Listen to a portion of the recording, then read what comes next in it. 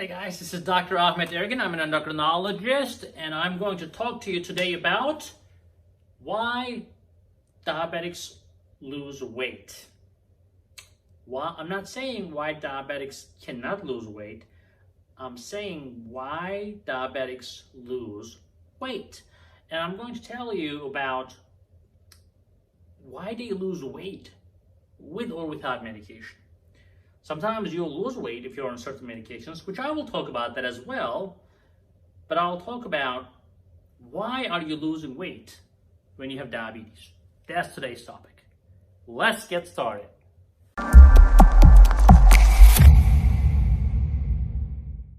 All right, so before we start this video, make sure you subscribe, make sure you share this video so you can help us grow and we can bring you more videos. Now, most of the time, a patient with type 1 or type 2 diabetic will lose weight because of insulin deficiency. Now, you're going to say, type 1 diabetics are insulin deficient, aren't they? What about type 2 diabetics? Are they insulin deficient? Yes, they are, sometimes. Now, as you can imagine, I'll tell you why not having insulin in your system will cause weight loss. And I'll tell you why type 2 diabetics can also be extremely insulin deficient as well. So, insulin deficiency happens when your pancreas totally fails, which means that there is almost no insulin coming out of your body, or very little. So, you know, it comes from beta cells, right? So beta cells in pancreas make insulin. Now, in type 1 diabetes, that will fail. In type 2 diabetics, that will fail to a great extent. Now, insulin is the ultimate metabolic anabolic hormone. So, insulin makes things grow. Insulin makes you gain weight.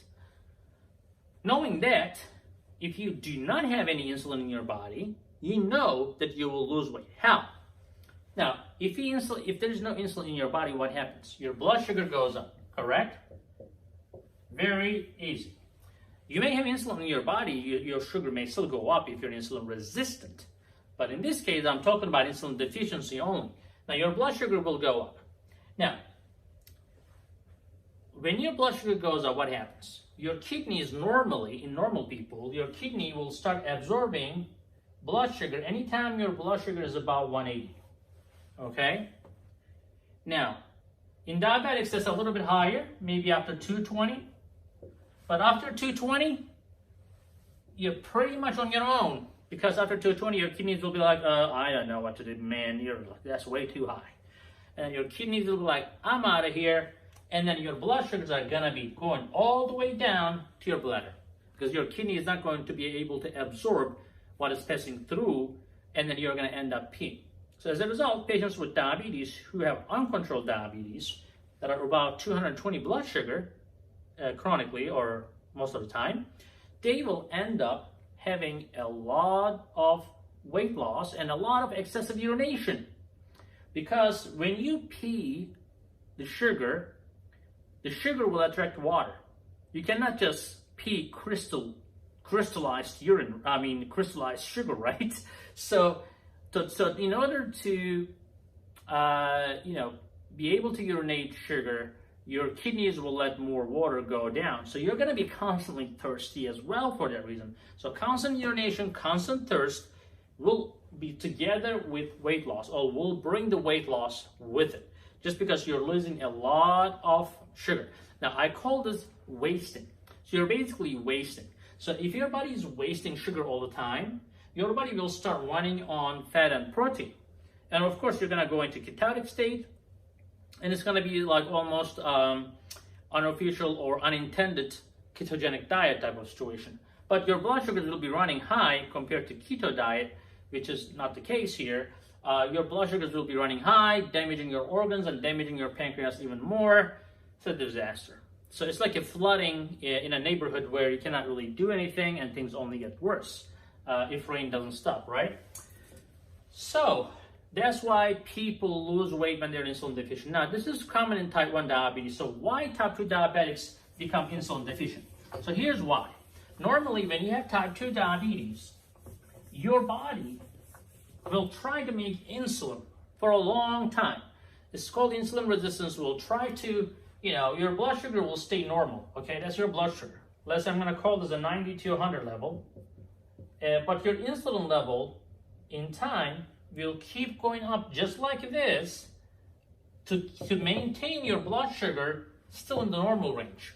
At some point, because of the stress, too much stress, or working too much, or burning out, whatever you call it, just like human beings, these poor cells will stop making the insulin and it will start going down.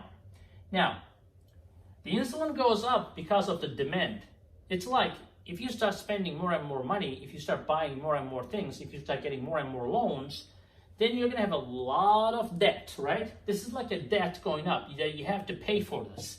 So if your body needs that much insulin because you grew your body so much, then once your insulin levels go down, like your income in this case, I'm just making an analogy, your income goes down, you suddenly will tell yourself, oh, what did I do? Like now, it is very hard to get out of $1 million house. It is very hard to sell your car. It's all depreciated, and now you're pretty much in a bad shape, okay? Now, and at that point, when your insulin starts going down, then your sugar starts going up. Now, what happens here is your insulin is going down, your sugar is going up. At that point, you need to really intervene. That is a breaking point right here. Right here, your insulin starts going down, your sugar starts going up. If you don't do something very aggressive here with lifestyle changes or a medication or both, you will be in trouble very quickly. Then what's going to end up happening is just like how the debt end up accumulating very quickly, and then the interest, and then you suddenly feel like you're drowning. Same thing for your body. Eventually, your sugar will be so high that this high blood sugars will actually kill your pancreas, your beta cells, more and more. So if you have 20% of your beta cells left, if you let your blood sugars remain high, eventually you will have no beta cells left from high blood sugars. And that can happen very quickly. If you're not really measuring your blood sugar, you may go from 6% A1C to 16% A1C within 3 months. I see that all the time. People come to me and they say, my A1C was 6% a couple months ago. What happened to me? 16%, because you got into what we call a crisis. It's called glucotoxicity. Glucotoxicity means that your glucose starts going up and becomes toxic to your pancreas, will totally paralyze your pancreas, your beta cells. Your beta cells will become unresponsive. They may not be totally dead, but they will be paralyzed. Unless you bring your blood sugars down very quickly, those beta cells are not going to do anything. Even if you start eating well, for a while, these beta cells will stay paralyzed. And then that causes insulin deficiency, and then suddenly those type 2 diabetic patients start losing weight, start being excessively thirsty, excessive urination, they go to the doctor, they get diagnosed with diabetes. If they change their lifestyle and they start on a medication, they may quickly recover, and then their beta cells, their beta cells will start recovering. Now, the misconception is, and I get this question a lot, and these people actually asked that question recently, my A1C was high, now it's almost to normal, back to normal, am I cured? No, you're not cured, unfortunately, because you're too late. By the time you get diabetes diagnosis, you only have like 20% of your beta cells left, 20-30% max. Now, when your A1C is really high, as I said, your beta cells were paralyzed. Now those 20%, you regained the 20% of the beta cells, the 20% of the beta cells that were drowning are back. But you only got back 20% of these beta cells. Now remember, as we get older, everything in our body gets older. So if you're prone to diabetes and you only have had 20% of your beta cells left, that means that yes, you're in remission for now, but you have to really watch out for another episode coming in. So because if you ignore it, again, your blood sugar may start creeping up, and the next thing you know, your beta cells are in a failure again. It's like economical crisis. Just because you got out of an economical crisis, that doesn't mean that you're good for forever. you still have to watch your economy to make sure that you don't go into another crisis or bankrupt, right? That is the main reason why people with diabetes lose weight. Other than that, some medications will cause weight loss as well. So, and if the doctor didn't tell you, you will not know why you're losing so much weight. So, metformin can cause around, 2 to 3% weight loss. So you should know that.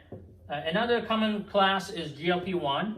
GLP-1s can cause a lot of weight loss. I have seen people losing up to 80 pounds of weight loss, and sometimes blows my mind. I mean, how did you lose 80 pounds? Sometimes, I actually had a patient with 100 pounds, but it's an exception. Most people will lose at least 5 to 10 pounds on these GLP-1 drugs. And these are Rybelsus, Ozempic, Trulicity, Bydureon, etc. Bydureon is not that strong, but I think the strongest one for weight loss in my practice, in my experience, is Ozempic. Studies also show that as well. And then the Rybelsus, and then Trulicity, and so forth. Now, the SGLT2 class, which is your Jardians, your Farxiga, Invokana, etc., they also cause significant weight loss. Not as much as GLP-1, but people can also lose a lot of weight. But there's a limit with those. I'm not seeing really people losing more than 15, 20 pounds on these, but still, they can cause weight loss. So if you started these and you didn't know that they can cause weight loss, now you know. All right. I think that's pretty much it. So if you guys want to share your experience, want to comment, please be sensitive, please be open. You can share your experience, you can ask questions. We cannot directly treat you, but I can briefly answer you if I can, and I don't want to mislead you, because sometimes short answer is not the best answer. But make sure you share this video, make sure you subscribe, and we'll see you in the next video.